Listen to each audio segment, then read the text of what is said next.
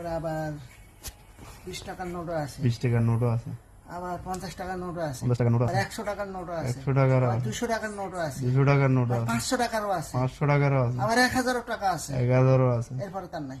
আর নাই কেন? আর কি আছে? আর 5000 টাকার নোট বাইরে হবে বলছে।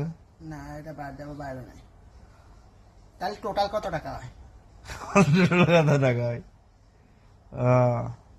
দুইটিয়া, একটিয়া, দুইটিয়া নাকি ইয়া তো নাই শুন স্যারে না তো নাই শুন স্যার, তুমি বাদ টাকা দিলে একটিয়া তো 1000, 1500, 1600, 1700, 1700, 1800, 1850, 1850, 1850, 1870, 70, 70, 70, 80, 80, 85, 85, 86, 86, 87, 88টি, 88 টোটাল টোটাল এই 1700 বুঝলি না?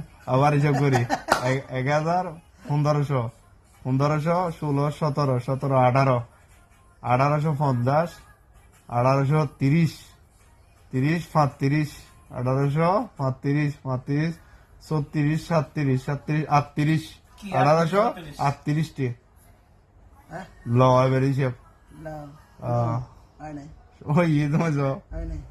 5টি এলাতে, 2টি এলাতে, 1টি এলাতে তুমি কও বাংলাদেশে 1 টাকার নোট